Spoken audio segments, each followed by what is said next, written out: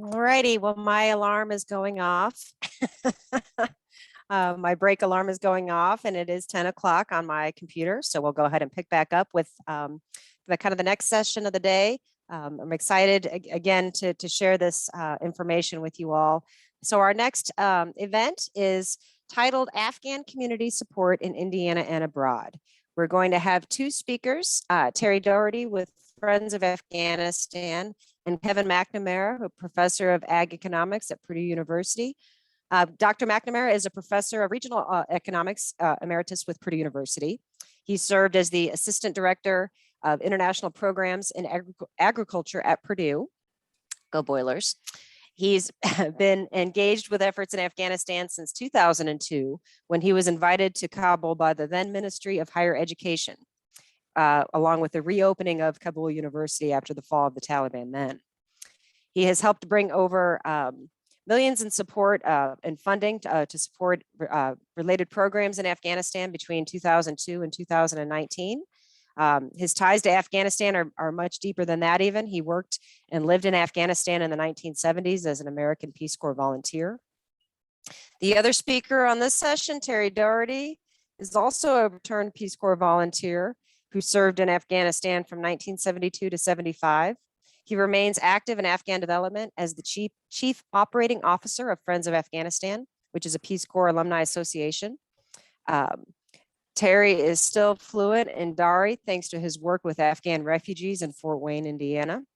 Terry also serves as a chairman of the Indiana Center for Middle East Peace. He is retired from Indiana Purdue Fort Wayne, where he retired in 2014, ending a 38-year career in information technology that began with IBM in 1976. Kevin and Terry, thank you so much for joining us today. And Kevin, I'll go ahead and turn it over to you to start. Thank you so much. Okay, thank you. Let me see if I can get my screen up here and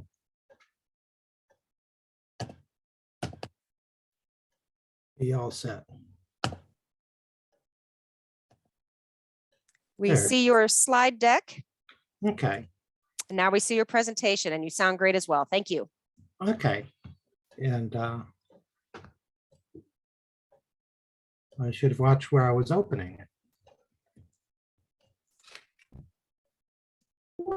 Okay, what I wanted to do today is give you a little background on Afghanistan, then talk about the agriculture sector more specifically, and then the failure of helping Afghanistan develop the last 20 years. And again, I want to give everyone background so they can understand what the country is like and what the agriculture sector is like. It's quite a bit different than the US.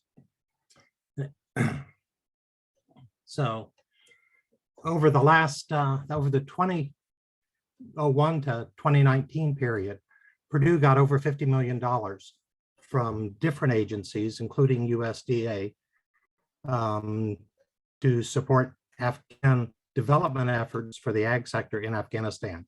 And two of the big grants we got were highlighted in green here. They were funded by USDA. One was to help develop phytosanitary capacity for testing foods that are imported and exported. Another was to start the extension program. They had an extension program, but it was really not functioning. So USDA played a big role in that effort. And then the third was helping initiate an ag statistics and data utilization program within the Ministry of Agriculture. Again, a very important start to some of the work that the Ministry of Agriculture had to do. And I wanted to say that Jim Mosley, who's the former Deputy Director of Agriculture, or Deputy Secretary of Agriculture and a Virginia resident, was critical in getting USDA started in Afghanistan.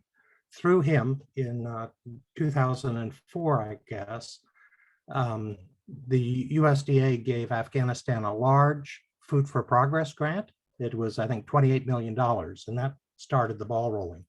And Howard Anderson and Mark Holt, who at the time were employed by USDA FAS, were critical in getting it up and going as well. And at that time, I was employed as a quasi USDA employee in Kabul at the embassy. and initiated a $4 million effort funded by USDA to restart the College of Agriculture and the College of Veterinary Science at Kabul University. So it was the first major development effort there. Again, I've got memories of Afghanistan that reach back to the early 1970s. And it was when I was there as a 22-year-old, it was new and different and exciting, an awful lot of adventures and an awful lot of stories I could tell. But it's a fascinating place. It's really undergone a lot of trouble since the king was overthrown in the late 1970s, but a fascinating place with a rich history. But the task today is really to give you some more insight into what Afghanistan is like, both a little bit about the population and its economy, then talk more specifically about agriculture, and then the consequences of the failure of development. So these are statistics about the population, and I think you all have a copy of my presentation, so you can look at it at your leisure. What I've highlighted in red are the things that I think are really quite overwhelming. And first, 42% of the Afghan population, some 34 to 36 million people, 42% are under 14 years old, and only 6% are older than 55. So a very, very young population. The other statistic, the average births per woman are 5.33. So Afghans have a lot of children, and if you had contact with Afghans who've come to the US, you certainly see that their family size is much, much larger than the typical US family size. Per capita employment in 2017 was $2,000 per year. And again, the economy collapsed. Now there's no employment opportunities. Most of my friends have no income. The other highlight there is poppy production. Until the Taliban took over, poppy production was estimated at up to half of national GDP. And I think you may have seen the Taliban have said that they're going to stop poppy production. I'm not sure they will, but that's what they're saying. So agriculture production was about half of the legal or the illicit GDP before the last drought, which is still ongoing. But because of the collapse of the economy, I would imagine agriculture production represents 80 to 90% of the economy. Naan, the Afghan bread, is a key component of diet, and I'll talk more about wheat in a minute, but people get up to 70% of their daily calories from wheat. An adult male eats the equivalent of a pound of wheat per day. It's a very, very important cultural part of their country, as well as nutritional. There's a prevalence of malnutrition. 5-6 years ago, it was about 50% of the children, and I'm sure that's gone way up as the whole country is under food security concerns.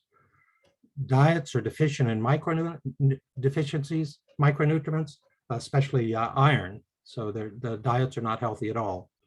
And then the economy depends on the import of animal protein, flour, and processed foods.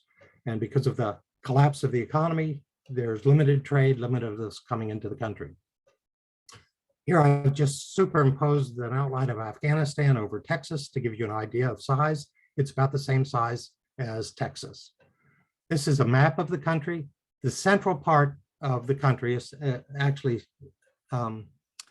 going from the arm that comes out on the upper northeastern side down through the lightly shaded pink or brown is mountainous. It's a mountain region that cuts across the country and cuts the north and south in half.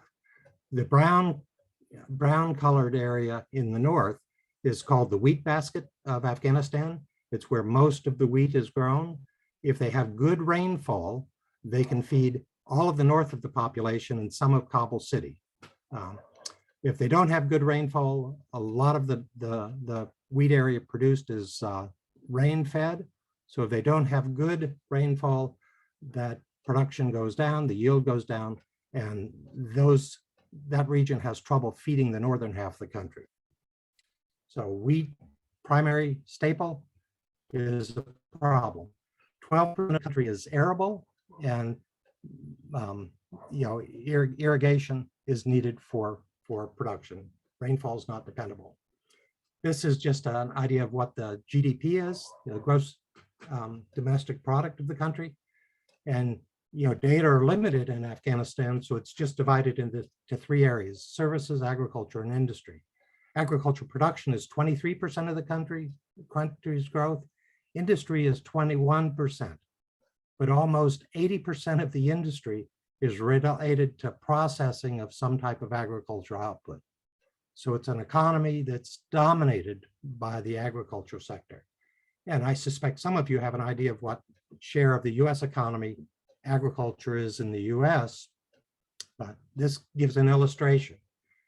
This is Texas. Texas is the same area as Afghanistan. Afghanistan's GDP is 21 billion. Texas is 1.7 trillion. And Afghanistan's is total output is about 1% of the total output of Afghanistan before the collapse of the economy. And you can see here that Texas, much like the US, much like Indiana, has an ag sector that accounts for about 1% of the state's economy. So agriculture is critical, forestry, fishing, they're critical industries, but they're a very small share of GDP in the US and in states throughout the US. We look at Afghanistan's economy. It's a developing economy, one of the poorest in the world, if not the poorest. It's dominated by agriculture. As I just mentioned, 23% of GDP, 65 or so percent of production or of employment. And again, with the failure of the economy, that 65% is much, much higher. Limited manufacturing, mostly related to agricultural products, and commodities dominate a small export sector. The economy can be characterized by high unemployment, low per capita income, limited infrastructure. If you look at agriculture, it's a low input sector, large workforce, limited use of machinery, chemicals, pesticides, and improved plant material. So now to look at, and again, this picture just illustrates how beautiful the country is, with the ruins of a fort in the front and the mountains in the back and some wheat in the front. Maybe not the best wheat stand, but a beautiful place. The failure of development in the last 20 years, and there are an awful lot of reasons for it, but Afghanistan's agriculture cannot feed the country. Domestic wheat, the primary staple, domestic production meets 30 to 50%, or I guess 50 to 70% of national need. So they're historically and continuing to be a deficit producer of wheat. The wheat sector has not been modernized, little improvement in plant material, technology, or infrastructure over the past 20 years. This is an example of some of the ways Afghans cultivate and take care of their wheat. And actually the picture on the upper right side, a friend in Afghanistan sent me. He's from Balkh province near Mazar-e Sharif. And this is a picture he took of his dad and his two brothers when they were using an oxen and a donkey to get their fields plowed about 2 or 3 years ago. And again, there are some tractors, but they're limited and they're not used so much in cultivation. Production systems are very, very diverse across the country. There are 7 agronomic regions, and they're affected by a lot of factors, included topography and climate, as well as ethnicity, population density, and distance to market. Complex production systems, blends of crops, livestock, fruit, and vegetable. There are land owners, landless families, and sharecroppers working the land. And families are often dependent on a daily wage off farm or remittances from somebody who's either gone to a large city or gone abroad to survive. And of course, the opportunity for people who've gone to large cities in Afghanistan to send remittance back has disappeared as the economy collapsed. They're essentially lowland irrigated, highland irrigated, and rain-fed lands. And most of the land cultivated is rain-fed, which has a very, very high risk of crop failure. This just gives a breakdown of the size of farms. And if you look at the very bottom, 10 hectares or larger, 8% of farms. And a hectare is 2.5 acres. So only 8% of the farms in Afghanistan are 25 acres or more. Very, very small farms. What do they produce? They produce a lot of things. They're known for apricots, pistachios, almonds, apples, but wheat is what they produce. 75% of the land is devoted to wheat, the staple. This is a picture that I took 8 or 10 years ago from Bamiyan province, and you can see the Buddhas in the back, but it's a beautiful country. It's beautiful in the spring and summer when things are growing. But in the foreground, there are parcels of land cut up and there are irrigation canals going through it. But to get an idea of the difficulty of farming there, each one of those sections of land can be owned by a different family. So land holdings are small and they're not necessarily contiguous. So modernizing production becomes a problem. This picture is in a place called Istalif, which is not too far north of Kabul. And I took this because I was in Istalif several times when I was there in the 70s. But it illustrates how in these narrow valleys, people build their houses up on the mountain so they don't compete. Housing doesn't compete with the fertile area, small fertile areas in the valley. And again, this particular picture shows a house of what must have been a very wealthy man who could afford to have land and build on it in the valley. The products sold are diverse, and again, little marketing is done. The wheat sector, again, the staple of the country. This figure shows historically through 2003 through 2009, how much wheat was produced. And in 2009, which at that time was a record, it was 6 million metric tons. If you look at the bottom, it shows what recent production has been. And again, the estimate for this year, the forecast, is that they'll produce 3.6 million metric tons. So production is staying between 4 and 5 million metric tons. Domestic consumption is about 8 million metric tons. So again, a chronic deficit producer of wheat, a real problem for the country. Development constraints, again, the critical things right now are the country's in an ongoing drought. And then there's a government failure, an economic collapse. It makes it hard for anyone to get inputs for any sector, especially agriculture, and it's hard for them to connect with the rest of the world.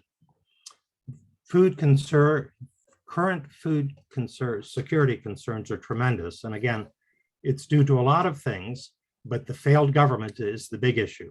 Emergency food programs are not functioning. People can't get food into the people who are starving. There's no infrastructure. And again, the government is not very cooperative in a lot of areas. The government has put in place new measures of repression on the population. It seems they're quickly returning to the humanitarian abuses of the 1990s. The economy has collapsed, nothing's functioning. It's no jobs in the economy. And with the Ministry of Agriculture, the ministry has failed. The Taliban has put Taliban soldiers in all management positions, and they're people without any management or agriculture skill or capacity. So the ministry is not functioning anymore.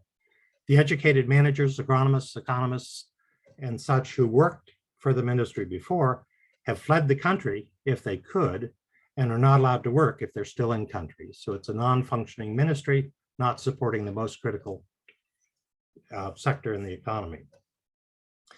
If we look at what answers, what solutions, wheat is a particular concern with the war in Russia and Ukraine. it's disrupted two of the biggest wheat surplus providers, those exporting wheat. So there are a lot of questions about what's going to be available in the wheat market. And then, countries like Afghanistan, who depend on aid programs to get wheat, are kind of in the last place in line for receiving wheat. So real concerns about what the next year is going to bring in terms of food security and just access to basic staples within Afghanistan. And I think it doesn't look good at all. The projected production for the coming year in Afghanistan is under 4 million metric tons. And the demand, as I said before, is 8 million metric tons. So they're going to produce less than half of the wheat they consume, and it's going to be hard to get it from elsewhere. World engagement in Afghanistan, there have been attempts to bring the US and others back into supporting Afghanistan. With the recent repression that's been introduced, in the last week, the Afghan government has re-empowered the Ministry of Virtue and Prevention of Vice, and they're imposing the full chadre, a shawl or a device that covers a woman's full body and has netting over the eyes so she can see out. But they're beginning to enforce this, and I'm told that in Kabul now, the Vice Virtue Police are roaming the streets with guns, and they've been given liberty to do whatever they want to women they find who are not wearing a chadre, as well as their male relatives. So again, with these repressions, it's questionable that the US and other Western countries are going to become engaged in Afghanistan with the Taliban government, which makes things very, very different and difficult.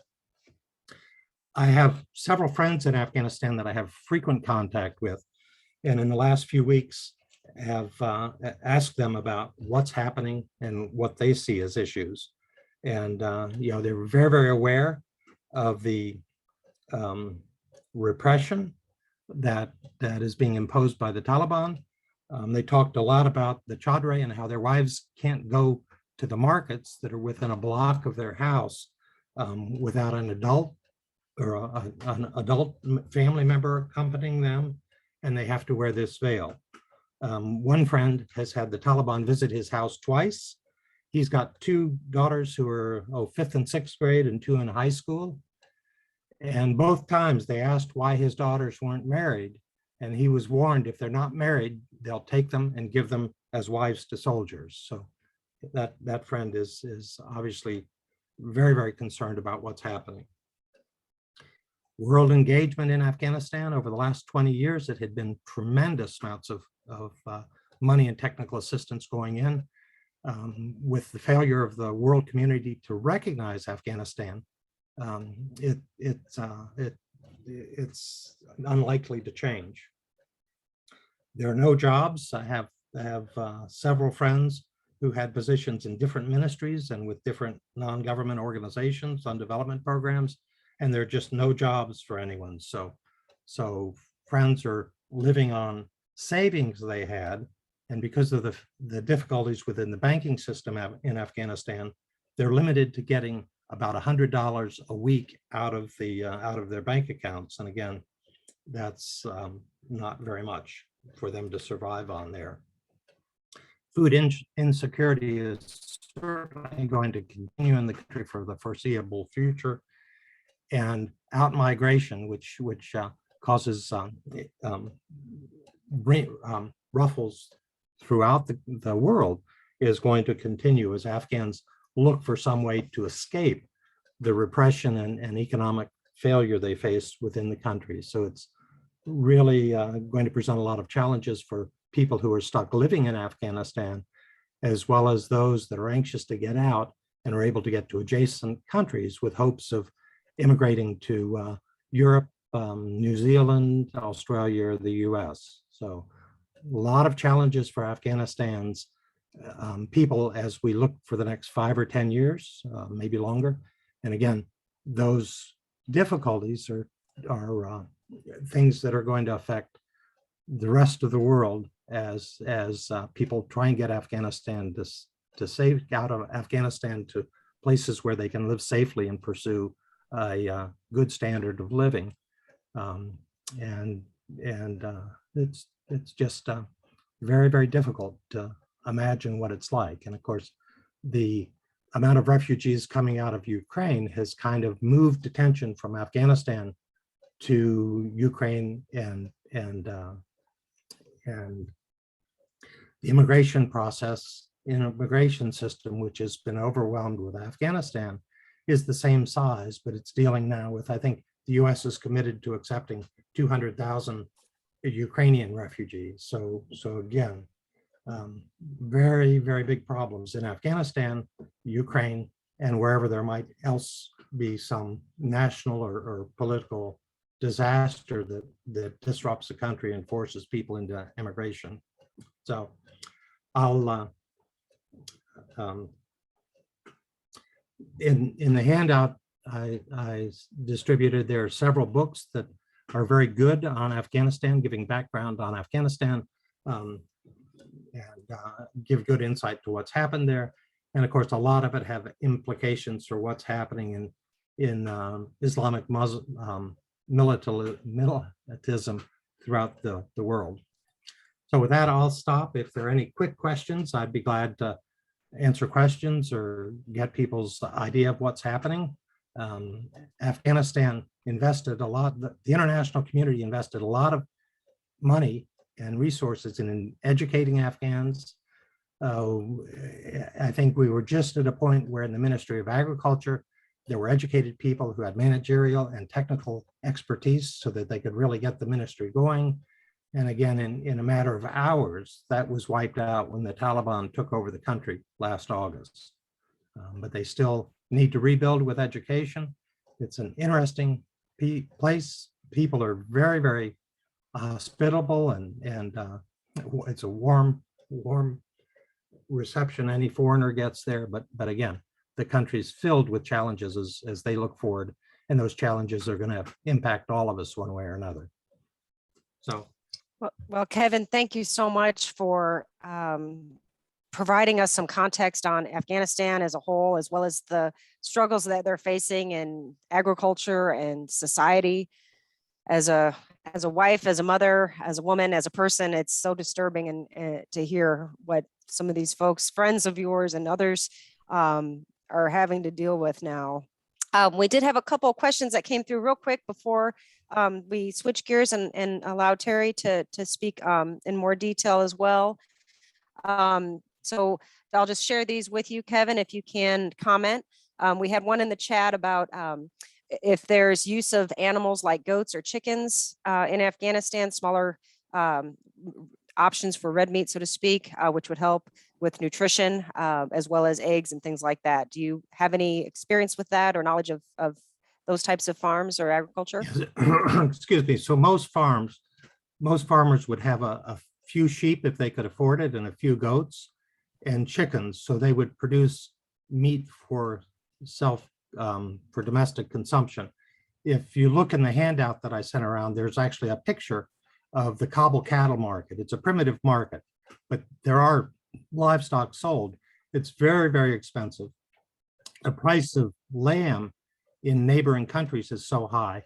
People don't butcher so much lamb, they ship it out. Poultry is produced or replaced. When I was there in the 70s, you didn't eat much poultry because there weren't many chickens. Newcastle's disease, and there was just a high rate of mortality for chickens. There still is. Lamb was the prime meat and expensive, but it was in all of the traditional dishes. Chicken has replaced lamb as the main meat, and it's because they can get backs, thighs, and legs frozen coming in from Brazil and the US that are very, very inexpensive. So in the urban areas, people can get chicken, although that's been disrupted by the collapse of the economy. But they eat a lot of beans, dried beans for protein, and some meat. But again, the more rural you are, the more difficult it is to get access to meat. They don't have refrigeration. So, and meat tends to be expensive. Thank you. I appreciate you answering that. And getting thanks in the chat as well for sharing the information and experiences, as well as the current state of affairs over there. It's really just hard to comprehend, and reminds me of how important it is to recognize how fortunate we are, but also to be able to share and support as much as we can with various efforts here. And so with that, I'll go ahead and segue over to the second speaker for this section of the program today. Terry Dougherty is, as I mentioned, also involved with support assistance with Friends of Afghanistan. Terry, I'll go ahead and turn it over to you, and we can see your presentation just fine. Okay, well, unlike Kevin, I'm not an agricultural or regional economist on Afghanistan, but I've had some experience with the butchery of goats and sheep and chickens there, and most homes might have chickens running around the yard, and all the walls or compounds are generally walled in. So anyway, my presentation will be a bit different than Kevin's, and I'm going to try and keep it short enough to leave some time at the end, another 10 minutes or so, for folks to ask questions, both of Kevin and myself. Just want to highlight that Afghanistan's in the middle of the stans. To the north are Uzbekistan, Tajikistan, Turkmenistan, and Pakistan to the south. Iran is to the west, and that blue to the east is not an ocean, that's China. There's I think 30-mile common border with China in what's known as the Wakhan Corridor, the ancient Silk Route. So just positioning where Afghanistan is, it's kind of on the western edge of Central Asia. And my talk, I'm going to spend just a couple minutes on a little bit of ancient history in Afghanistan, as well as my own ancient history, having gone there as a 22-year-old like Kevin. But also then I want to spend a little time talking about what's happening today with the refugees, both internally and externally displaced families who are separated, what some of the internal issues are, and externally displaced refugees, what they're dealing with, and who are some of the people that are helping, and how we might be involved. I want to just start with where Kevin started, with a map, and look at Afghanistan, but this time in the context of the Great Game, which was a term that Rudyard Kipling, the British soldier and adventurer author, coined in his short story Kim, which was written about his experiences in northern Pakistan, in the city of Peshawar, about the young British boy living as an orphan in northern Pakistan. Anyway, Rudyard Kipling visited Afghanistan in 1882 and coined this phrase, the Great Game. And it was to describe the buffer that was set up between the empires of Russia and Great Britain at that time. For those of you that want to learn more, one of the books that Kevin had highlighted was written by Ahmad Rashid, called Taliban, the Militant Islam, Oil, and Fundamentalism in Central Asia. And Rashid's articles in Far Eastern Economic Review and the Pakistani newspaper, the Daily Telegraph, help clarify where things are in terms of international manipulation, really, of Afghanistan. Rashid described the American policy in the region as the new Great Game because of the politics of oil and fundamentalist Islam that was at play during the Russian invasion, which occurred during the 1980s. From December of 1979 until 1989, the Soviet invasion of Afghanistan. Then there was a civil war that broke out in the 90s until 1996, when the Taliban took control of most of the country. And again, as we saw in August of 2021, the Taliban are back in control. The reason for the existence of the Taliban was the abandoned millions of destitute Afghan refugees in the northwest frontier of Pakistan, who had been educated in the militant madrasas funded by Saudi Islamists and supported by the Pakistani ISI and US CIA during the Soviet war. These Taliban, which literally means students, were the result of American and Pakistani intervention in Afghanistan during the Soviet occupation and subsequent abandonment once the Soviets withdrew from our former enemy, and our former enemy disappeared from the stage. And that's pretty much directly quoted from Ahmad Rashid's book about the Taliban, what their origin was.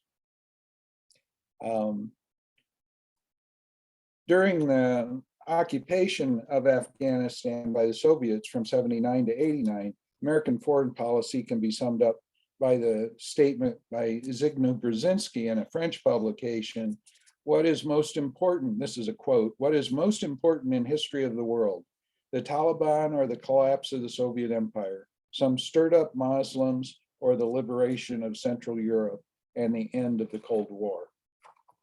Well, the overthrow of Mohammed Daoud by the Soviet puppet Najibullah in 1979 led to the withdrawal of the Peace Corps from Afghanistan, ending a presence there that had begun in 1962. Also in 1978, the American ambassador to Afghanistan was kidnapped and murdered on his way to work. This is a picture of me shortly after my arrival in northern Afghanistan in the town of Talakan, with the principal of the school and the assistant principal, who was also my landlord. And the picture in the corner is still of Zahir Shah. I was present in Kabul when Daoud deposed his cousin Zahir Shah in 1973. Daoud's attempts to play the Soviet military aid were the beginning of the end for peace in Afghanistan. Military buildup and placement of military advisors that I observed were impressive in their planning, but not in their results. The reign of the Shahs in Afghanistan lasted over 200 years, from 1747 to 1973. This period can be summed up as the first great game that Kipling described. During this period, the Russians and the British vied for control of the region, and the resulting stalemate ended in the creation of the country of Afghanistan as a buffer between the two great empires. So,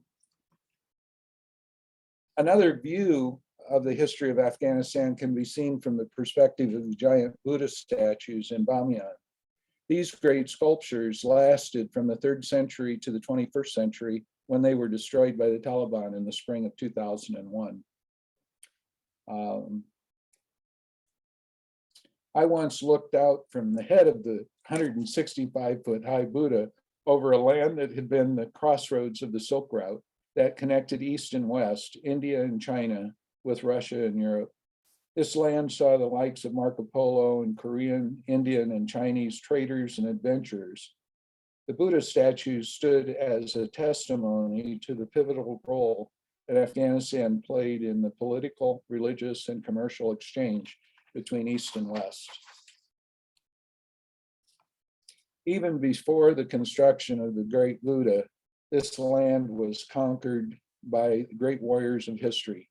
Alexander, Tamerlane, Babur, Genghis Khan all made their way through, often leaving behind remnants of their armies to control and colonize the people.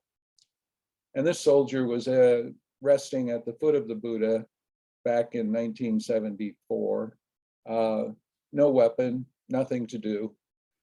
He was truly a soldier in the graveyard of empires at the time.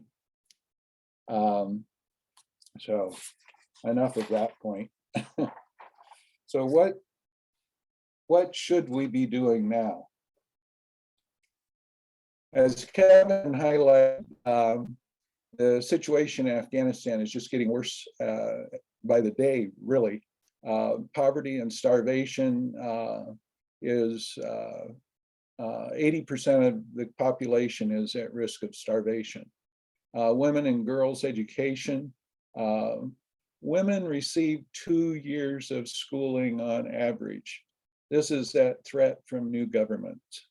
And access to health services is estimated that over 9 million people lack access to any kind of basic health service over most of the country.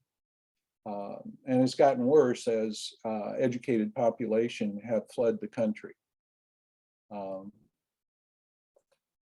million people were killed during the preceding 2 decades. 7.5 million people displaced from their homes. 5 million refugees externally displaced.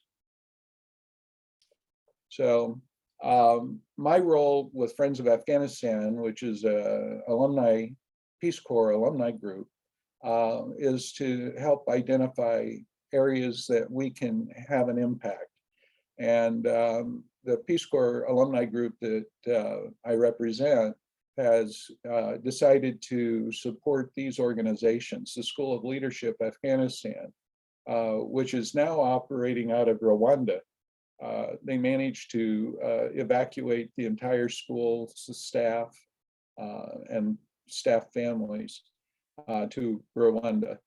Awaken, which is an organization that started in Jalalabad out of Muncie, Indiana, by a husband and wife. The husband is a family practice doctor. Their oldest son is a doctor.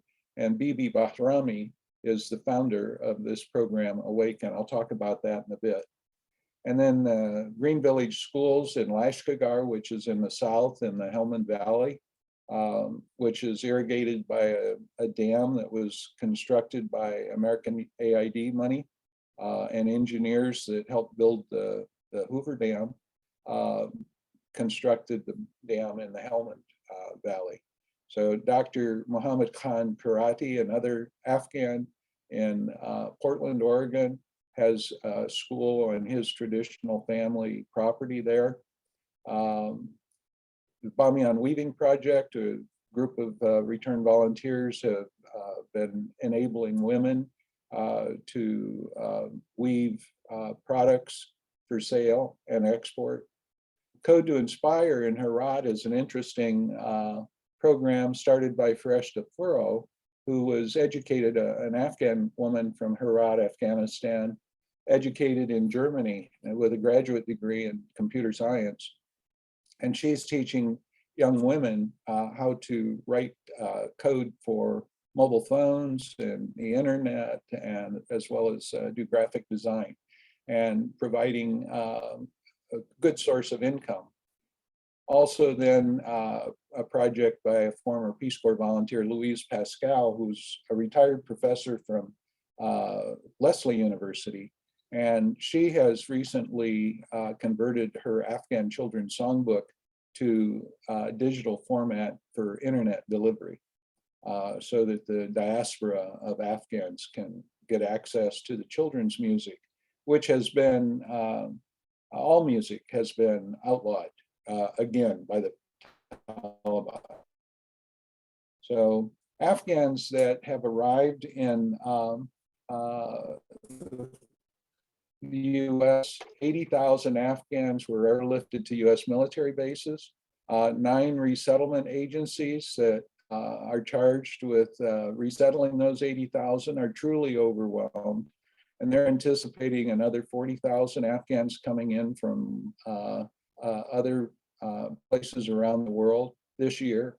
And the local agencies in Indianapolis and Fort Wayne have been overwhelmed. If you imagine 500 Afghans showing up in your community all at once, or 100, 120 actually in Fort Wayne. So I want to take just a minute and show what I think is the solution, and see if I can switch to it real quick. You see this? No.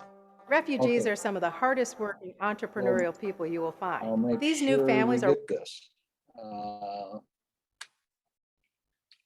Just a sec. This is just a 1-minute video that I'd really like to show.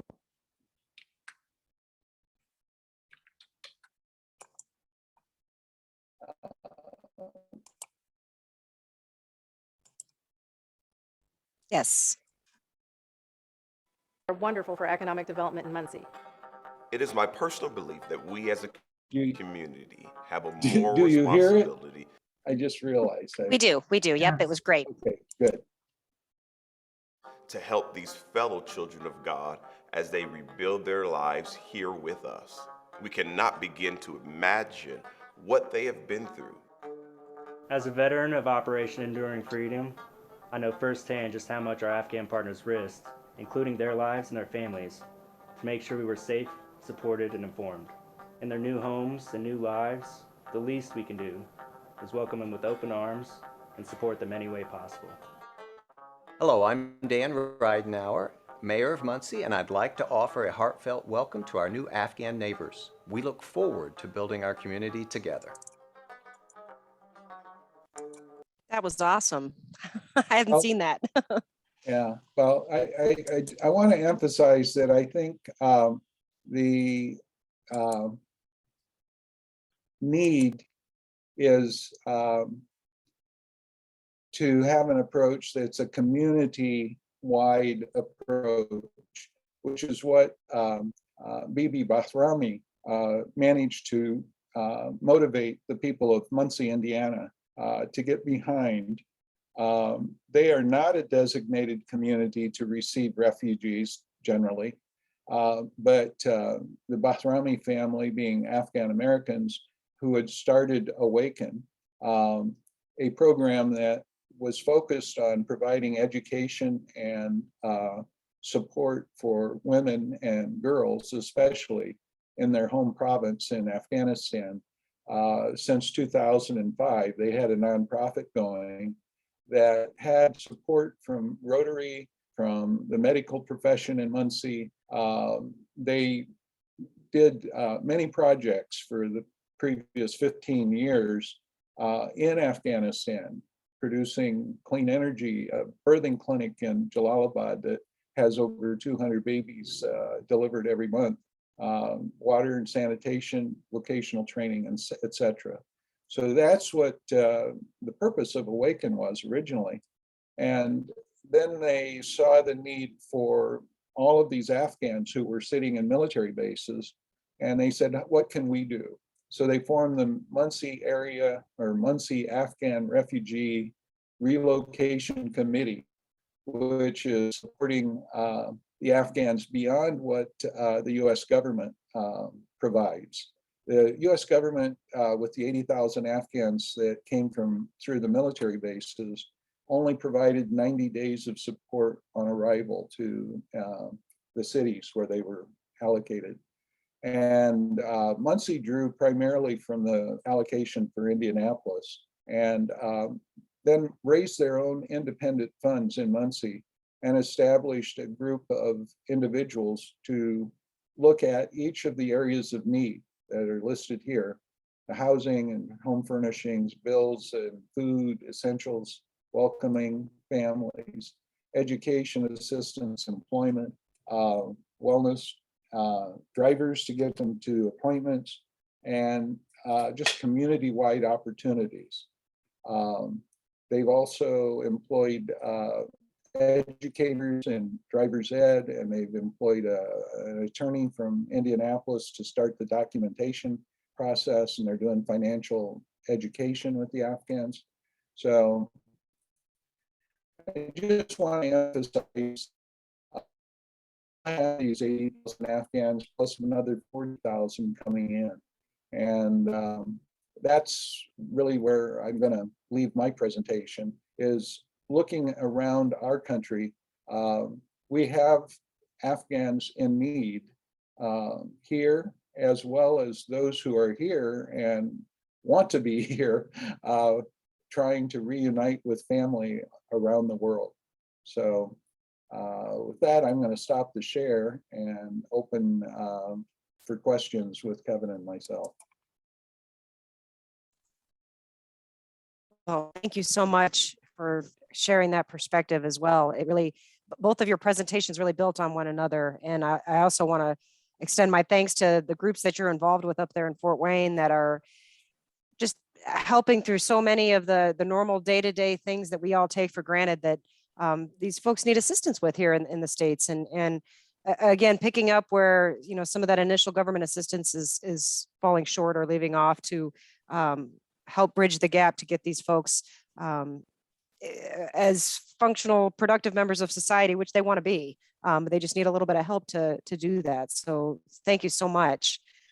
With that, I'm going to go ahead and scan the chat here to see if there's questions that have been posted, but also I would encourage anybody in our group, if you wanted to take yourself off of mute and ask either Kevin or Terry questions related to the material they've shared with us today.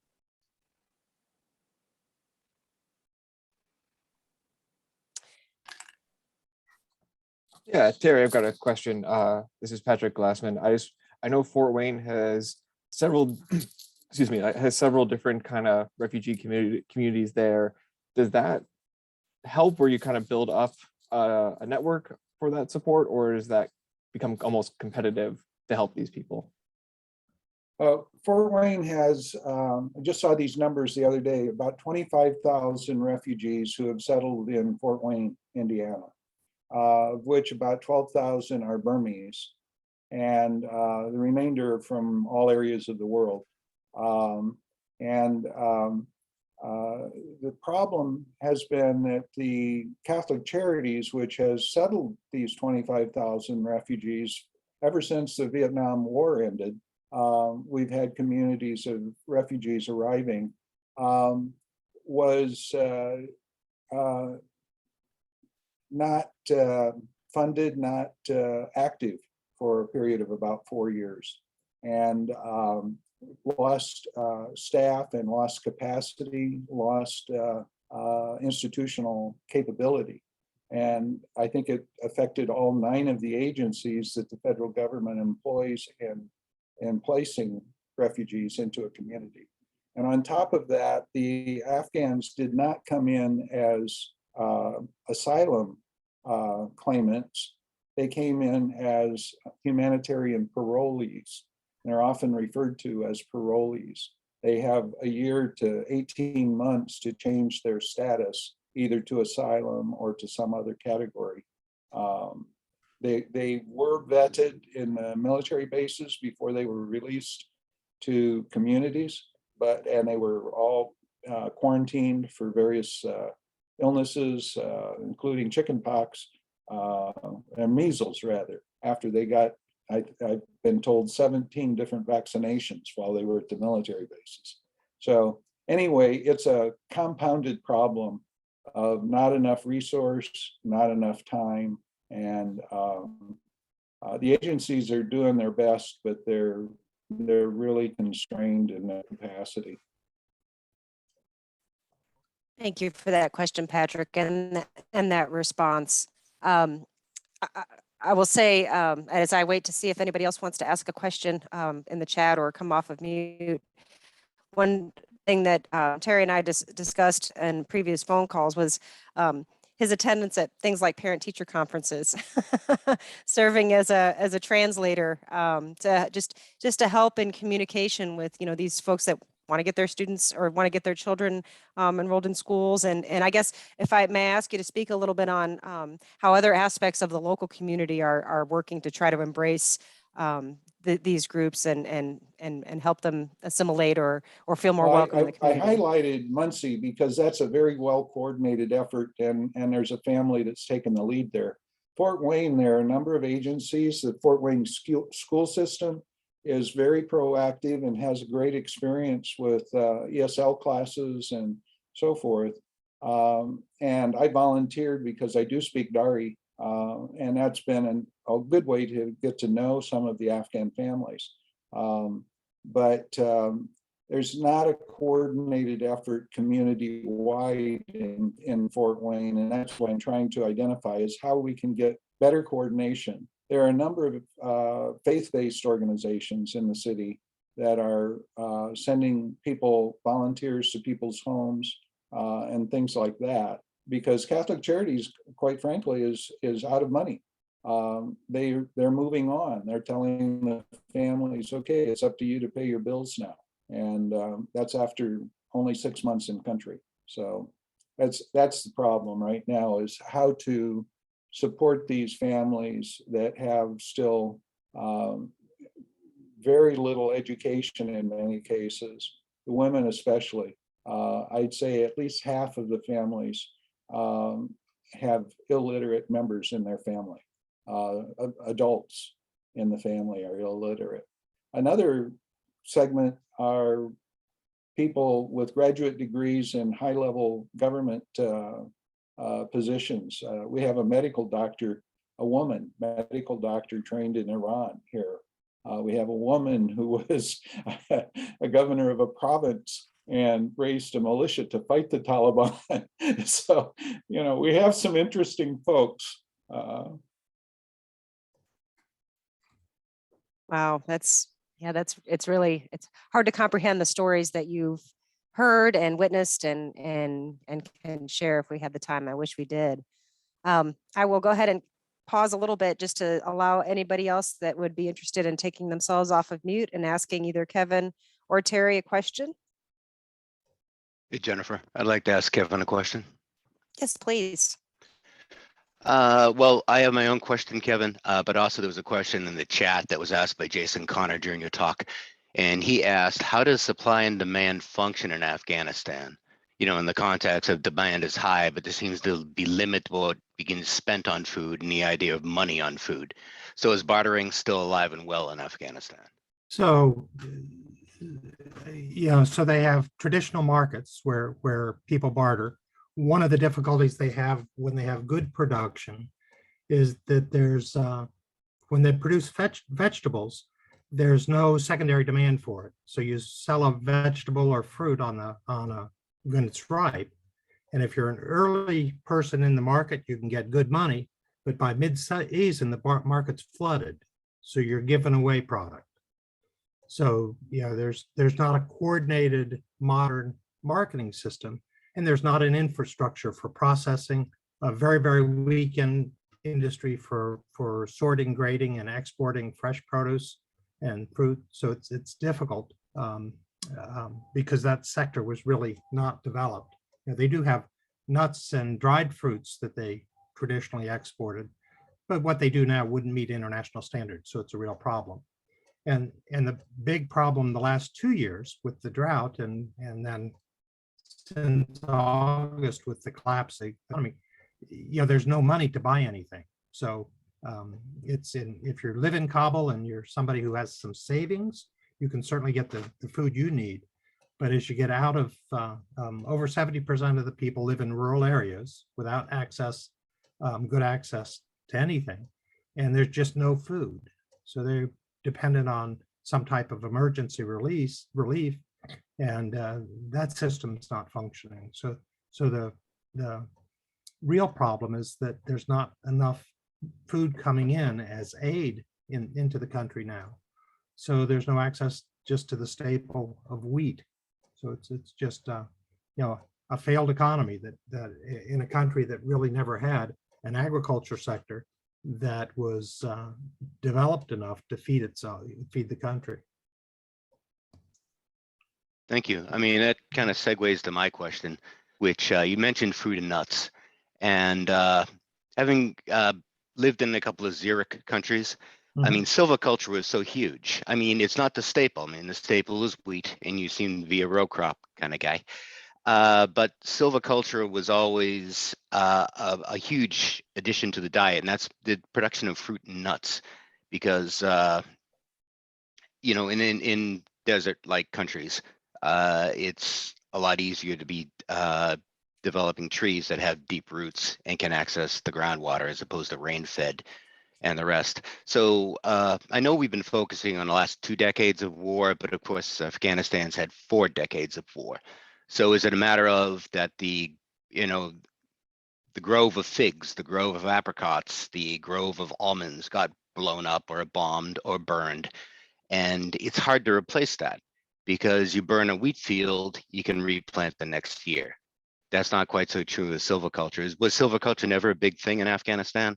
Oh, Or it's very important. I mean, the apple apples were developed in the stans in Central Asia and part of northern Afghanistan. Apples are very, very big. And some of the orchards were destroyed, but it's a thriving industry.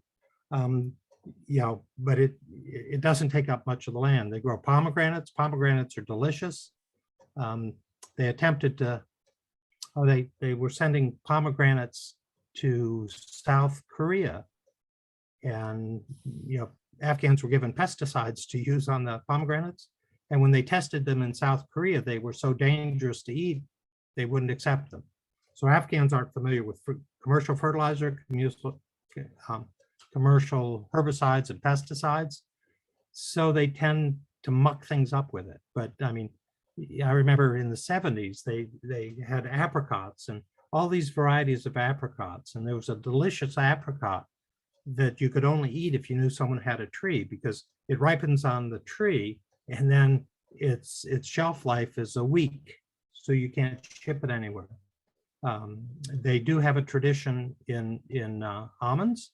In 2005, 2006, I was doing some work for University of California, Davis, and was interviewing merchants in the wholesale market.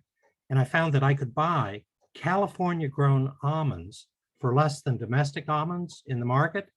And if you eat domestic almonds in Afghanistan, every 5th one is so bitter you can't eat it.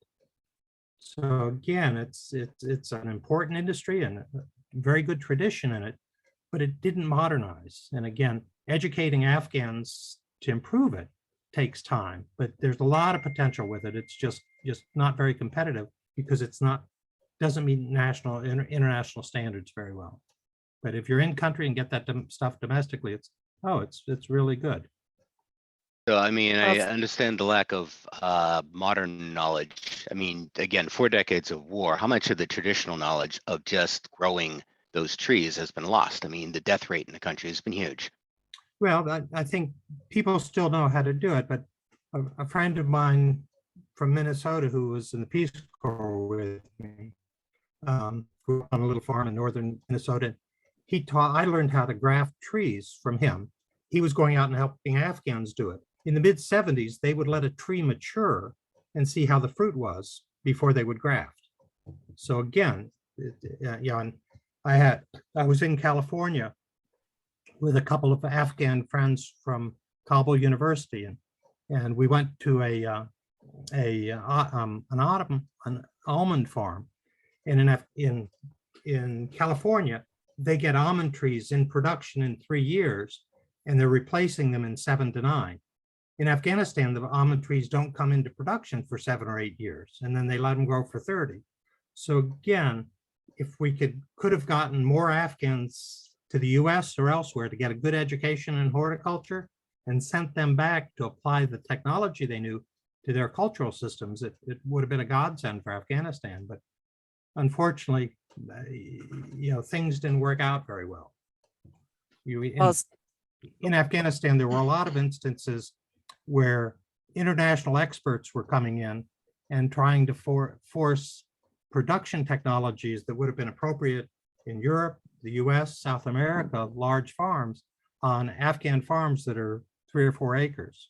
And unfortunately, there wasn't a very good understanding of what the cultural systems were to start from. So it was very, very challenging. I don't think we did an awful lot to improve production just because we didn't educate enough Afghans to kind of provide the leadership for it. All right, thank you. Mm-hmm. Stephen, I appreciate your question, and Kevin, appreciate your response as well, and your the point you just made about the approaches and how they fit or don't fit within the culture is key. And it's actually something we're going to hear more about too with our next speaker.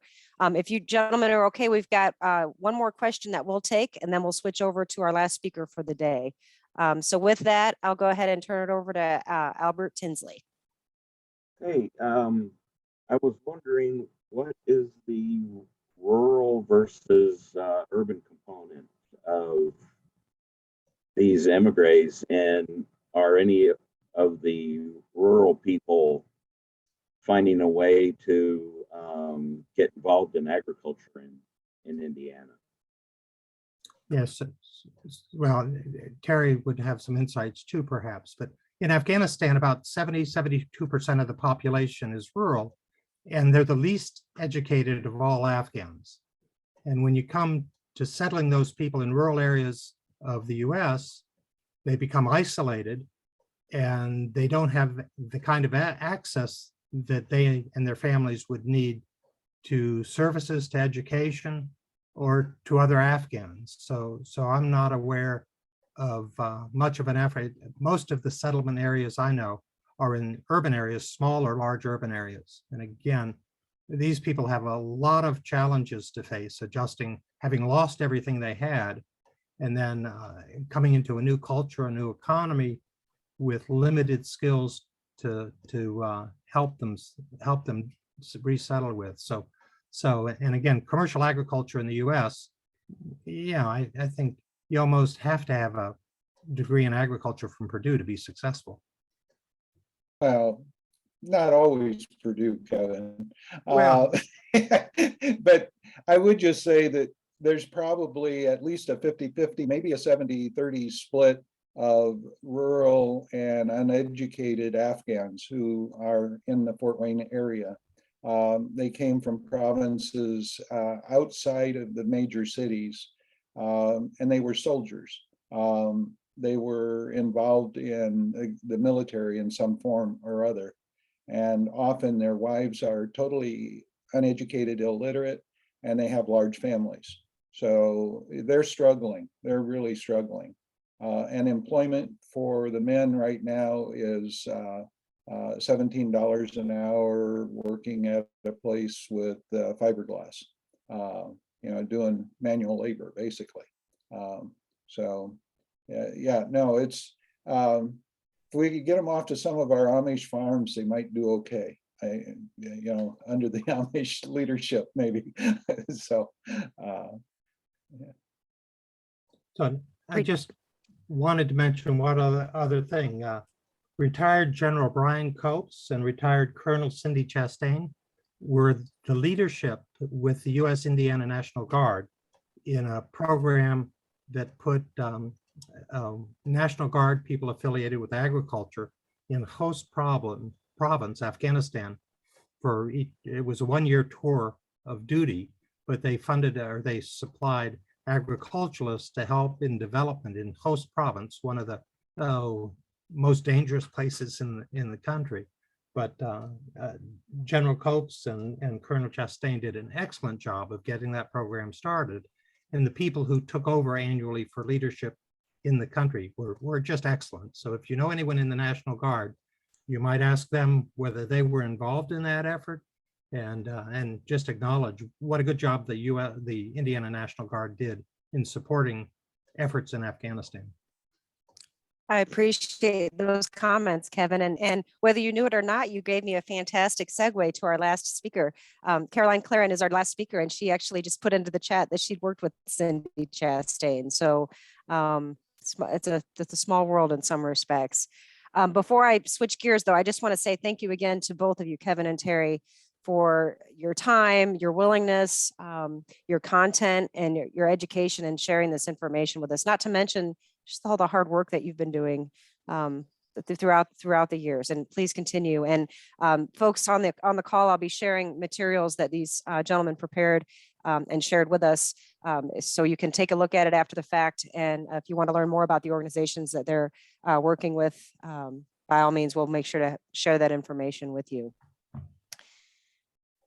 All right, well, I'll go ahead and introduce our last speaker.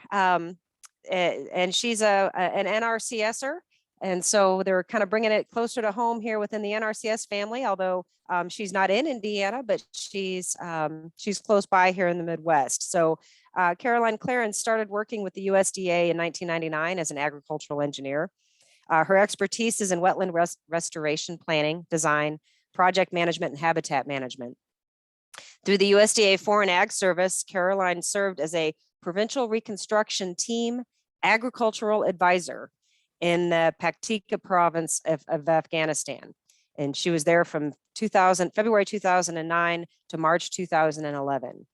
And if I remember from our conversations, she initially signed up for a one-year stint. And after being there for the year, she requested if she could possibly stay a second year, which was what resulted in her 2-year term.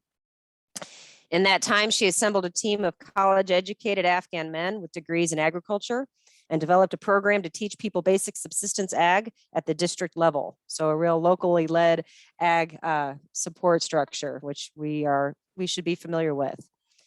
The impacts on this program are still evident there in Paktika province, and the program turned the team into a family. And after that stint abroad, and because of the bonds and the family that were built there with those efforts, Caroline brought that momentum and that mission home. Caroline and Cheryl moved to the country near Dalton, Minnesota in 2013. And again, Caroline is the Minnesota NRCS easements team wetland engineer. And Cheryl is as referred to, a domestic goddess taking care of the home and the animals on the 12 acres that they share together. And together as well, they support Afghans through their organization called Friends and Allies Project Corps. So with that, I am pleased to introduce and turn it over to Caroline Clarence. Thank you for joining us.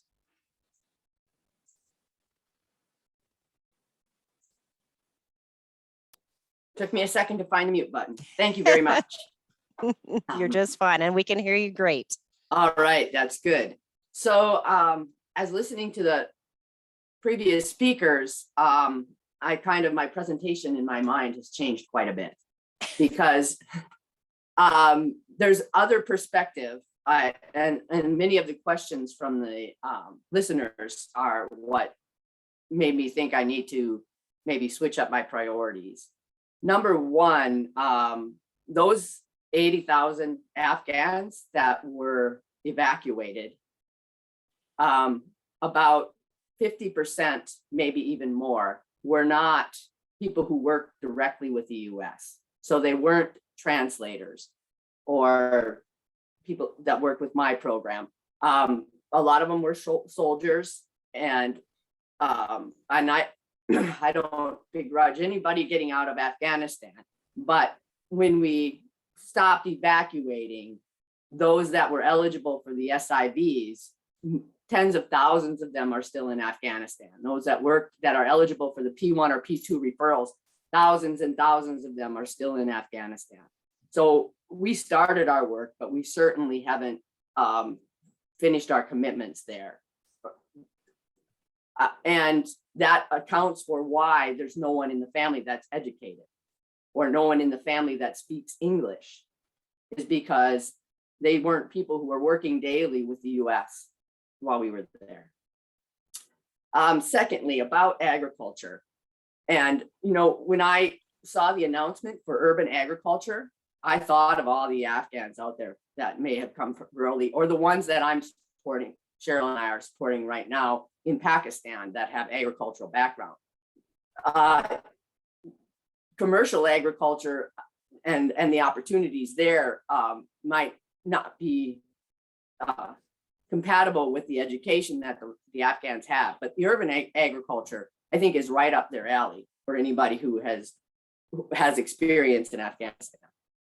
So, and what we did is try to commercialize agriculture in Afghanistan before we helped educate people on a more base level. And so when I got to Afghanistan, one of the leaders of the USAID agricultural programs, his experience was as a produce buyer for Walmart. And that was in 2009 when I arrived. And that's when we were trying to build a juicing plant for pomegranates that we could therefore it would export those pomegranates or pomegranate juice. So our vision for Afghanistan was very westernized, and Afghanistan in their calendar at that time was like year 1396. And we were trying to grab them literally out of the 16th, 17th century in some of those rural areas and drag them into the 20th. And for me and my experience there, that was probably that and not challenging the corruption are the two biggest impediments to our success. And as a agricultural advisor for the provincial reconstruction team, my mission was to mentor the director of agriculture for the province of Paktika. It took me 2 or 3 meetings with the director to see that he was self-serving, had no interest in the population in Paktika, and was just trying to figure out how much he could get for himself before he moved on. So I decided that if it was possible, I would find a way to reach people at the district level rather than spend my year trying to mentor someone who had no interest in serving the people of Paktika. And I was lucky enough, just by chance, a captain had hired Isanullah Patan, who has a degree in agronomy and was the valedictorian of the Kandahar class of 2005 in agronomy. And Isan didn't speak English, I didn't speak Pashto, and none of the translators knew how to discuss agriculture. They did not know the agricultural terms. So we had our challenges, but the captain was reassigned. And so he came into my office with Isan and said, this guy knows agriculture and you're USDA. So he's got 6 months left on his contract if you can work with him. I went, I had only been in country about a month or 2 at that time and really had no situational awareness that was practical. So while I spent 2 or 3 months traveling around with the PRT and seeing the different districts and meeting the district governors, somehow Isanullah Patan learned enough English that we could communicate as a team. And when we went to different meetings, Isan and I would practice in my office the day before and decide what our message would be. And then when we went to meet with the district governors or somebody at the governor's compound, I sat in the 3rd chair, or 2nd chair, and Isanullah sat in the 1st chair and discussed what our topic of the day was. I asked Isanullah, what can we do to make a difference at the village level, in real difference in people's lives? And he said, basic subsistence agriculture. He went to the bazaar and all he could find were onion seeds. There was not any improved or, no change in the genetics for apple trees or good quality stock available in the province at the time. And so I took him at his, I took that to heart, that advice, and I had met with I had met the director, she was from Italy, of the UN Ops Afghan Conservation Corps, and she had trainers available in Kabul. So I contacted her and asked her if we could have a training team come to Paktika.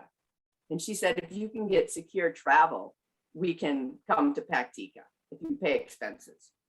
So I was a GS-11, by the way, and I was serving on a command team that was made of a commander, which is an 05 in the Navy, foreign service officer that had probably worked for foreign service for 25 or 30 years, and a USA person who had a lot of experience also. So they would all compare their ranks, and I was like a junior lieutenant as far as a GS-11 compared to, they would say, I'm equivalent of a colonel in 06, or I'm equivalent of an 04, and I'm like, I'm an equivalent of an 01 just starting out of college. So anyway, I found a way with just pure tenacity to get them on embassy air and get them flown into Sharana. It was Afghans who didn't have the badge for the base that I was on, which creates a whole bunch of logistic issues, but we worked through those. And we arranged to have the Shura call at the governor's compound for training. And I asked Issa Nula to contact all of the district governors and say, send 2 people, 2 elders to Sharana for a 5-day training. And everybody said, Caroline, it's way, way, way too volatile in Paktika. There's not roads that actually go from Gomal, which is the district that was the most southern in Paktika. Or they're not road that go from Wazakwa. You will never get that many people to show up. Well, the day came along, we had room for 25, we had 30 participants, and every single district was represented. And I knew at that point in time that Issa Nula understood what the need was. I had a great U.S. Agency for International Development partner on the provincial reconstruction team at that time. And as we watched the interest in training and basic systems agriculture, he supported that program. And we were able to hire 14 college educated Afghans that had degrees in horticulture or agronomy and have them stay in platoon size bases. They were called combat outposts, and all of them were near a district center. So we could put those teams in the district center. They could sleep with the military at night, go into the district center and serve as extension workers and mentors to local government during the day. So we essentially set up the extension system, a small model of the extension system that was so successful in Afghanistan in the 70s. And the next thing was to provide supplies for the training. We supplied 10 different varieties of vegetable seeds that would be about a 1/4 acre per participant for the basic vegetable gardening.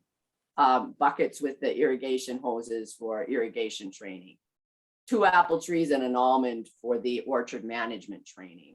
Plus then we had, I can't remember the name of the NGO, but an NGO that also provided trees so we could set up 2 relatively major orchards, but I'm talking about 400 trees in a couple of different places.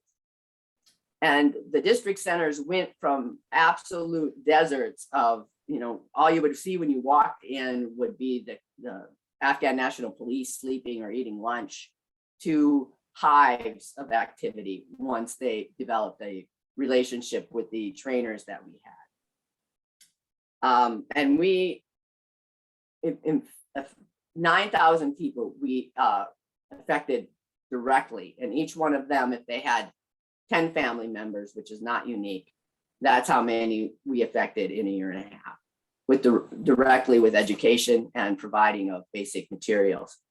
In 2021, the orchards that we established are productive, and every home, almost every Kala in Paktika now has a home garden because the people continued our program when we left. I thought it stopped, but I've helped 5 families come to the US with the special immigrant visa program. And the last one came in May of 2021.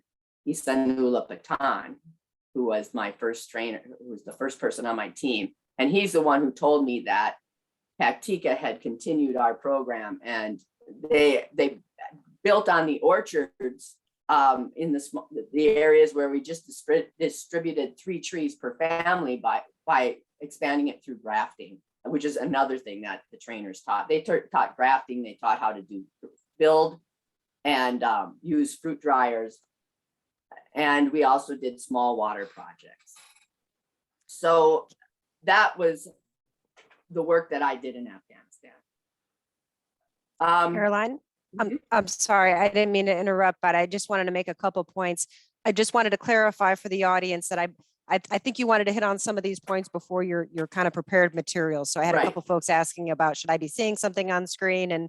And no, you're just looking at this for right now. But but I appreciate you kind of re-shifting or kind of stepping back a little bit from what you'd prepared to kind of talk about things as they relate to what Kevin and Terry were able to share with us. And then the other point I wanted to make is just your point about how some of the work you've done is still being carried out there. And I think about how much that meshes with our goal and our mission within the agency of being able to provide technical assistance or financial assistance here in the States, with the hope that folks see the value of it and keep going on their own. So I just think it's great to see or hear that you've had those successes in the work that you did over there. Thank you. So now I will get into the presentation.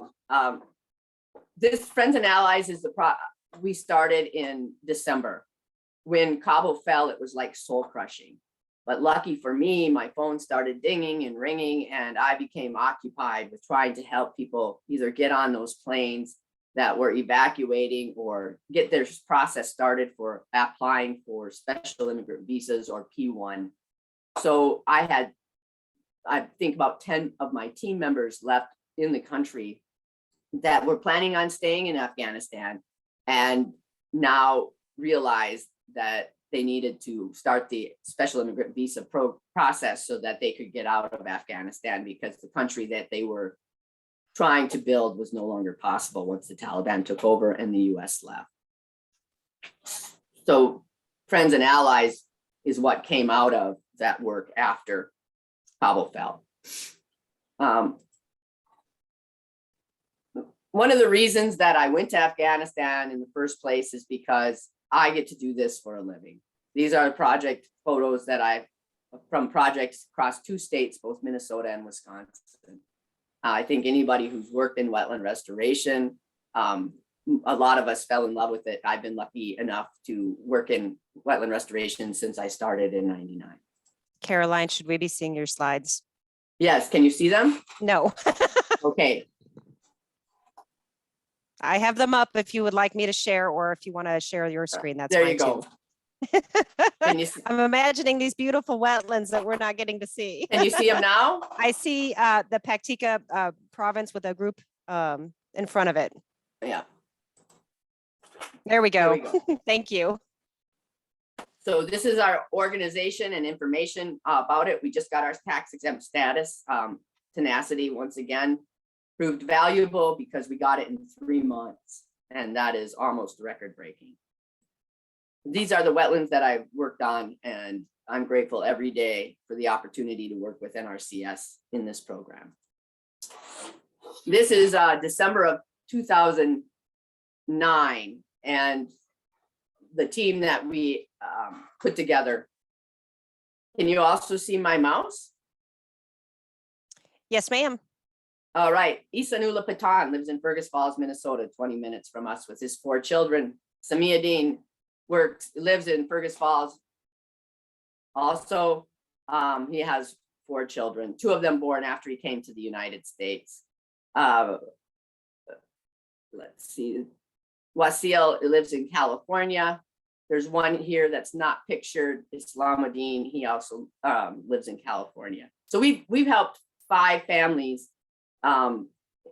immigrate to the United States through the Special Immigrant Program. I'm able to do that because I can write the letter of recommendation and the verification of employment, which are the 2 hardest letters to get.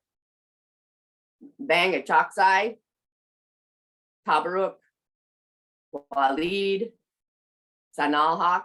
We are currently supporting them in Pakistan and their families, waiting for their special immigrant visas to process. So that's what our organization does. It's help people get out of Afghanistan. It helps them feed themselves while they're in Afghanistan. We pay for passport fees, we pay for visa fees, and then we set up households in Pakistan where they can live. Their children can go to school, and they are no longer susceptible to Taliban retribution. So when they come across the border, it's like their life starts anew. And Sadiq also is one that we're working to get out of Afghanistan, and hopefully he'll be out in a month. these are some of the some of the work that we did in Afghanistan with the trees, fruit dryers. ADT provided soil testing. This was South Carolina ADT that provided this soil testing kit. I worked in Western Paktika with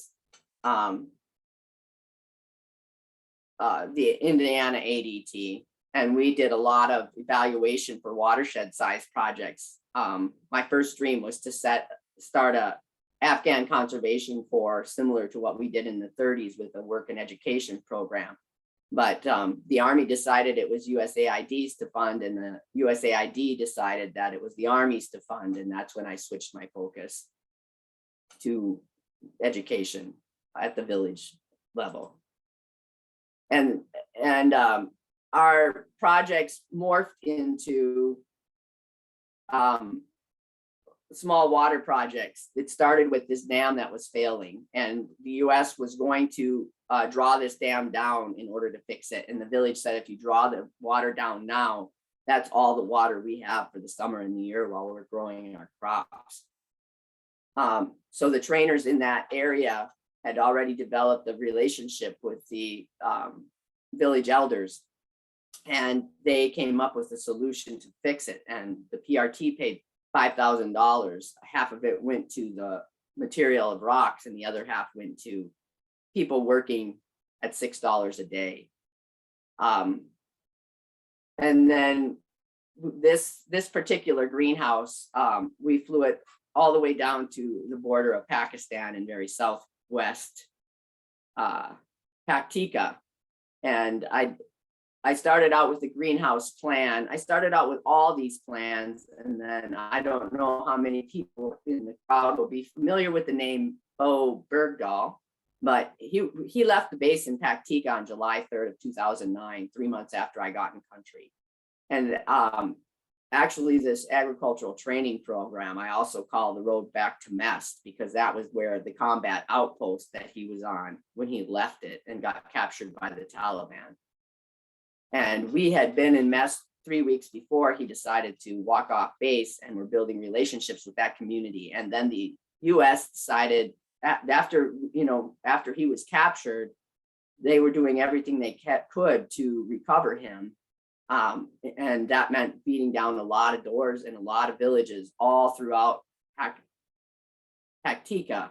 And I found out just about a year and a half ago, reading a book, that the leadership in the military for the USA knew that Bo Bergdahl was out of Paktika and in Pakistan, and we kept beating down doors for another 30 days.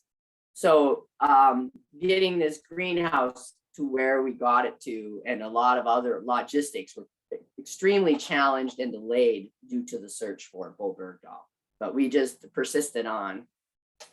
And these two pictures in the upper part of the women. This young woman here, when I was in Paktika, people would often ask me, how is this sustainable? Because that was the buzzword of the time. What you're doing, how is it sustainable? And I said, number one, we're transferring information. And basic information that will continue when we leave. And number two, my team, I can guarantee, are the leaders of the future of this country in some way. And they were. Waleed Ahmad, he was the director of agriculture, first in Kapisa province, and then Paktia province and Wardak province. And what he did that I didn't know he was continuing until last August is he continued our basic subsistence agricultural training in every province he worked in as the director. And one of those provinces was Wardak, and he hired a female extension worker who has a degree in agronomy from Kabul University. She graduated, I believe, in 2018. Her father was killed in a mosque during a mosque bombing in 2017. And she has two sisters and two brothers. And the sisters, one was 2 years older than her. She's 25 now, and one is 2 years younger. And all the family said there's no problem. You can just marry off the girls. That'll give you enough finances to support yourself for a while. This is what they told her mom, and you can go live with your brother. And this young woman, Shakila, said, no, I can support the family. We already lost our father. I don't want to lose each other at the same time. And she got a job at the Ministry of Agriculture and various other places and supported the family. And when the Taliban took over, her youngest brother was finishing up his first year in Kabul University. Her sister, who's 2 years younger, had 2 months to go and she would have had a bachelor's in chemistry. And her older sister, who had not had opportunity for education before, was beginning her education, basic high school education or elementary education. And Shakila taught our same program, that model, which is not, I mean, it's a model that a lot of people have used around the world. It's not anything really unique. And she taught women in Wardak province. And she also was a part of the human rights and women's empowerment organization in Wardak province. So she was a poll watcher. She was the only female poll watcher. So they stuck her in the most dangerous district in Wardak, hoping that she wouldn't show up. She is also in Islamabad, Pakistan. And I was able to, because the rules changed, I was able to do a P1 referral for her just last week. I was thinking, we sponsored her and her family for humanitarian parole in August. None of the cases have moved that I know of because our system is so overloaded. But I'm happy to have been able to put in a P1 referral because that, if she makes it through the process, that will give her a permanent resident green card and a pathway to citizenship in the United States. And these are more of our small water projects. So our training went from basic subsistence agriculture training to small water projects. And our trainers didn't have any experience in masonry or for these projects. So the engineers with the PRT would talk to the trainers by phone, and I was able to get access to computers on a military base at the MWR, which is where the soldiers would call home and use the computers for other things. And they would send pictures to our engineers on the provincial reconstruction team, and the engineers would critique their work. So the first day of work looked like a kindergarten process, and the engineers would say, put your rocks closer together, move them further apart, your cement is too runny, your cement doesn't have enough water in it.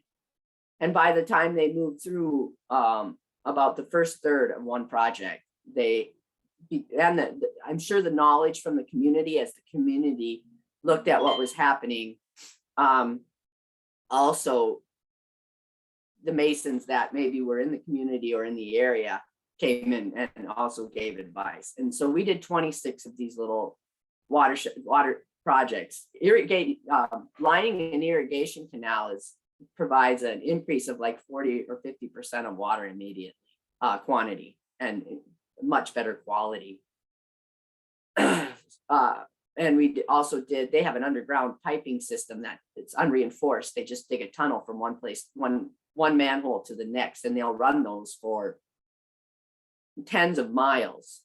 I'm trying to figure out how they can dig a 2.5 foot diameter hole down 20 meters, dig over 20 meters, and run into and then they dig up the next manhole. One bag comes out at a time, and it's a winch that looks like something the professor from Gilligan's Island would have developed or invented. The ingenuity and of the people, it's just amazing. And also, I was given one time, one of the engineer technicians at the PRT said, Caroline, how do you know how long these canals are? Because I said, we're not going out and checking these. The trainers will check them, because every time we drove into a village, somebody died within 3 days. And about the second or third time that happened, because of our presence, I said, we have to find a way where we don't drive in and check these projects, because so much of the leadership in the last 20 and 30 years has been systematically assassinated. Anybody who stepped up in a lot of these rural areas to embrace the government of Afghanistan or work with the United States were killed brutally. And there's one example of that is a small village called Bamiyan in southwest Paktika. We had 52 contractors on a list and 50 of them were assassinated over a period of time. The other reason the generational knowledge, many people would ask me, why do we need to teach basic subsistence agriculture in agrarian society? And I said, because many of these people grew up in refugee camps or their parents did. So the generational knowledge has not is not available anymore. We need to start it over. And the answer to the questions about orchards and silviculture, yes, silviculture was a huge part of Afghanistan culture and agriculture. Maybe I shouldn't say huge, talking about percentages, but I've never tasted apricots like I tasted from Afghanistan. Almonds, we got almonds that I brought home. I was in Islamabad about a month and a half ago. The almonds I brought home from Afghanistan, which somebody brought in when they came out of Afghanistan to Pakistan, were absolutely delicious. The same with the pistachios and the pine nuts. But the Russians burned down the orchards and the Taliban took out the vineyards because you could make wine out of grapes. So it was just decimated. And we have a chronic drought situation there now, and there was also a chronic drought situation during the time of the Taliban. And it's like a cycle there, like everywhere else, I guess. There's a cycle of weather enhanced by climate change. So the fruits and nuts from Afghanistan are delicious. And now, as you've heard, since the Taliban took over, there are no jobs. The government and the universities, all the management positions or high positions have been replaced with the Taliban. So they're uneducated and have no appreciation of actually have a disdain for education. So the universities that produced the team that we employed with the PRT are no longer have the same capacity as they did before.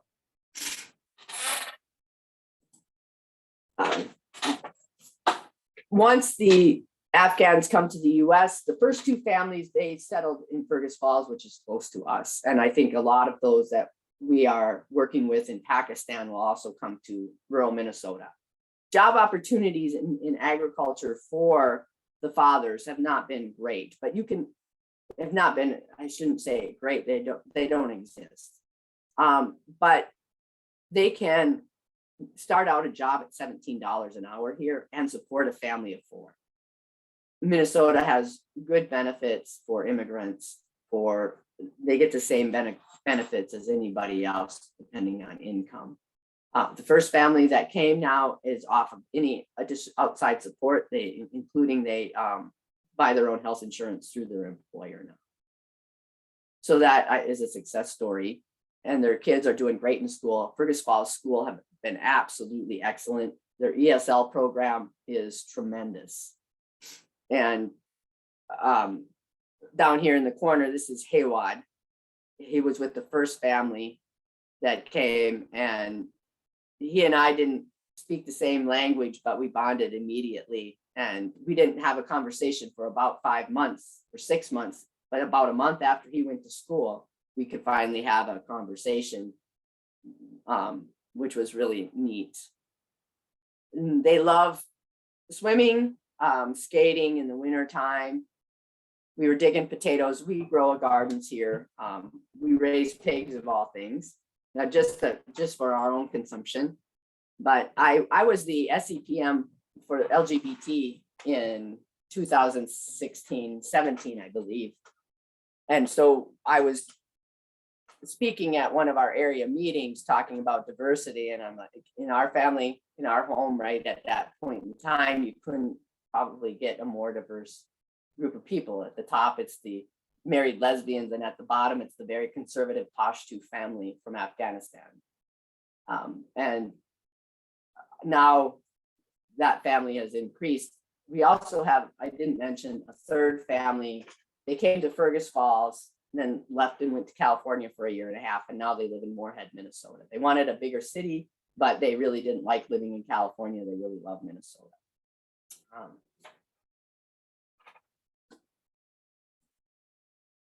And then these are the pictures from when I was in Islamabad. These are 5 of the folks that are there with some of their family members. Since I left, Omad's family has been able to come. He had 3 children and his wife made it across the border. Last night, a woman made it across the border. She was a director of women's affairs in Orzgun province, and also worked for 13 years in child protection and women's empowerment. So we are continuing day after day to get people out and support them. The challenge is that it's not going to be a 6 or 8 month process, because our immigration system right now is just so overloaded, and it was decimated. Like was previously said, our resettlement agencies were at 50% of capacity in 2019 than they were in 2017. We lost that much capacity in 4 years. We didn't even get introduced to Lutheran Social Services, which is a resettlement agency in Minnesota, until the third family came. That's why the first 2 lived with us for the first couple of months until they could find jobs, get introduced to workforce development, and kind of get their feet on the ground. The last family that came, we had an apartment ready for them through Lutheran Social Services right away, and they were able to support 6 months of paying rent while as support. And now they still have benefits from the county, but Isanula is also working. His wife was completely illiterate. She had never held a pencil before she signed the contract for the apartment. So it's I'm very, very thankful and very grateful to have been able to go to Afghanistan and to continue this work. We had an article put out by Associated Press. They spent 5 days here in October, and the article came out on the day before Thanksgiving, and it went worldwide. And because of that article, we got a lot of donations of money. People had to look for us because there was nothing in the article that says send money here. And through that is when we decided we could probably start a 501c3 and really make it work. And I was thinking at the time, 6 or 8 months we'll support people.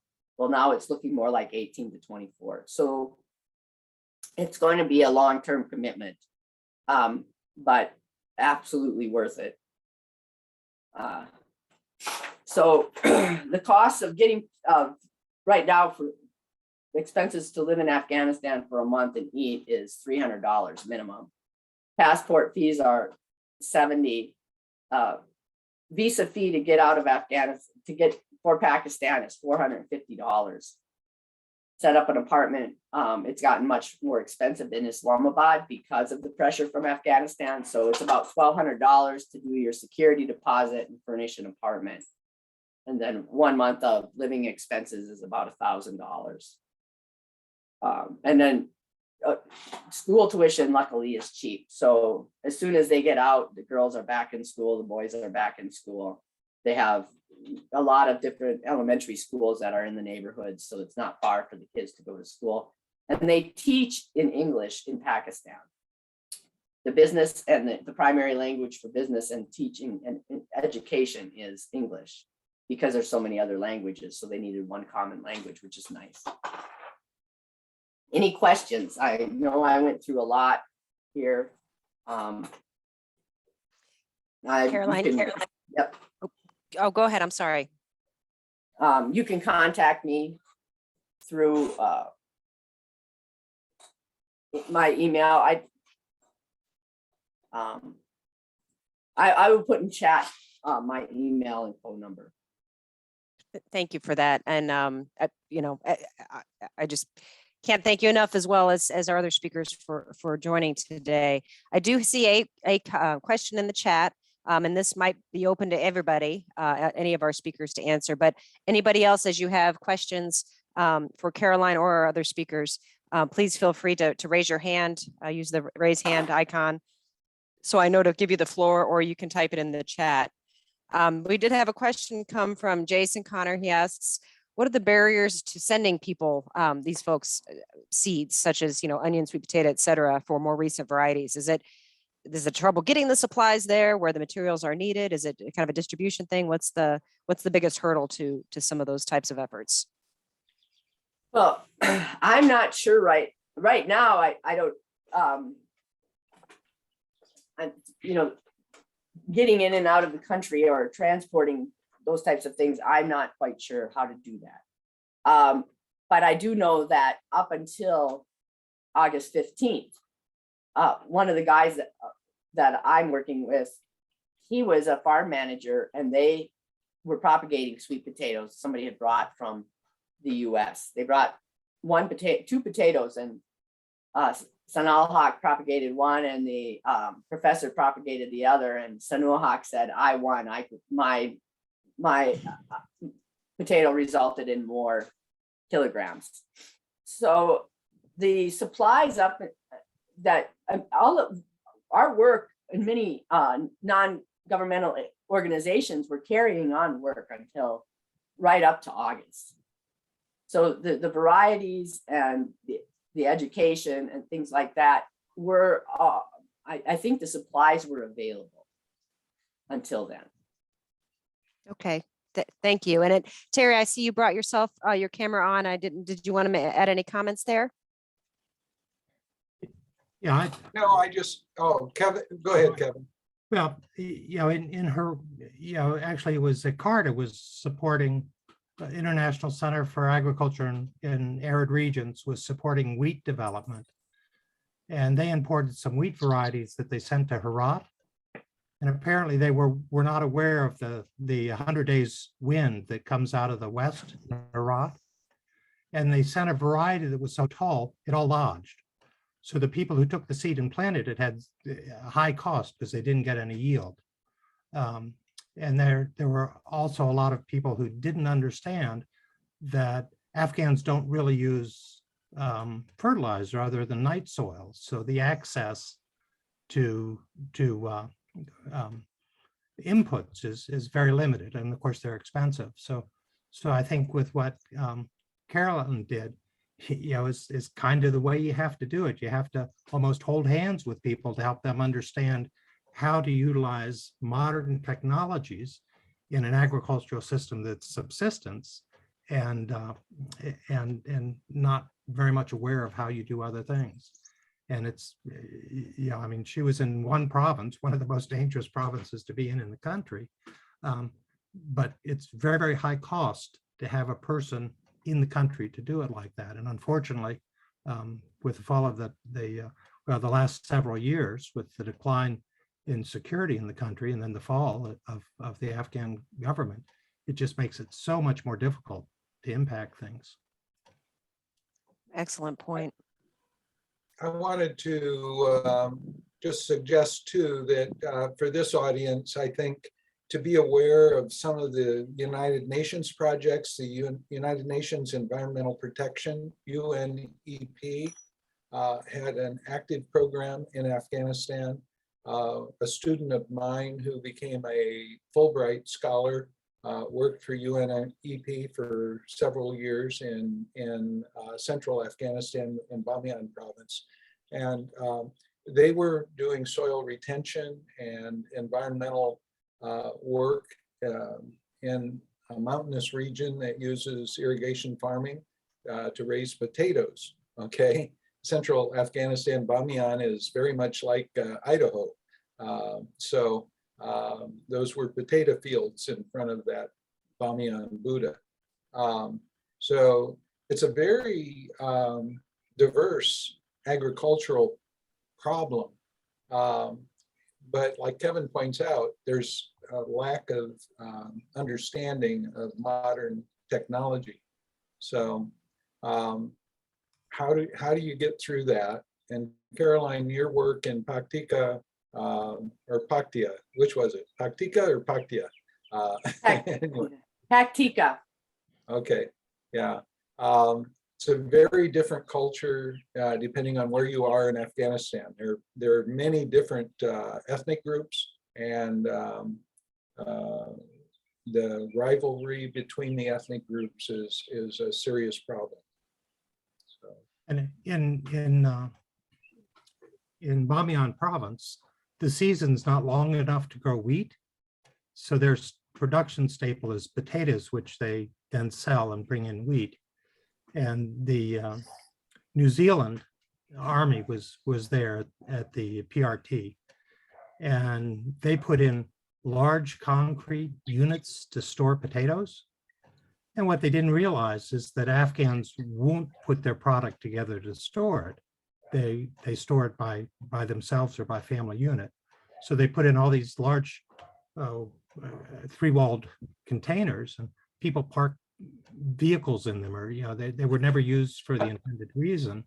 And again, it was well intentioned, but people didn't understand the culture to know what would and wouldn't work. And subsequently, they got some people in to design much smaller units for storing potatoes that utilized local resources, but a steep learning curve for them. Excellent point. I'm going to kind of bring us back. I'm looking here to the chat to see if there's any other questions, and I don't see any just yet. A lot of kudos and thank yous to all of the speakers, which I would definitely want to make sure you all are aware of coming in. So if anyone has any other questions or comments, raise your hand or type in the chat, but otherwise I'll just kind of close this out a little bit and just kind of say it's interesting to hear all of your perspectives, because obviously you're all assisting in various different ways.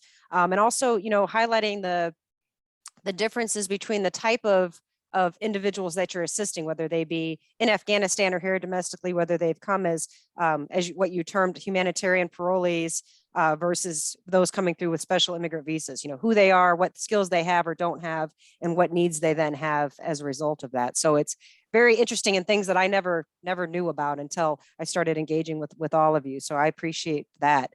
The other thing I wanted to say again, just to thank all of you for your time and your efforts, your time today, your efforts ongoing with everything that you're working on. But I was struck by a couple things as I was listening to all of our content today. A common theme for every one of you is that you started with a work and a task or a job in Afghanistan through the Peace Corps or through your work with the agency, but it stayed with you. The people, the culture, their human struggles stayed with you.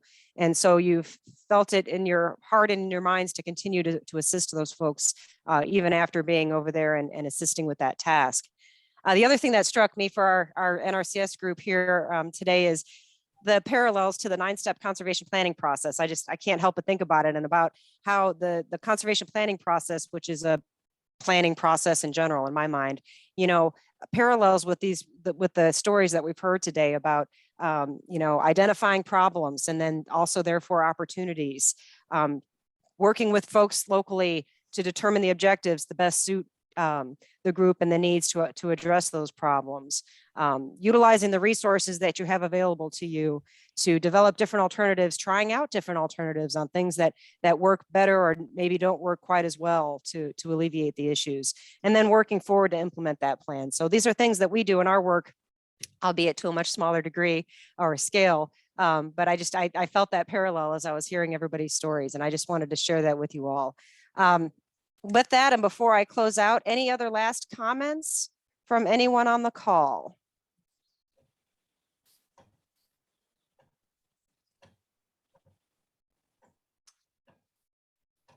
All right, well, with that, I think we'll go ahead and close out the session today. Thank you all so much again for your time. Everybody who spoke, everybody who attended, I hope you found this beneficial. Thank you and have a good rest of your day. Take care. Bye-bye.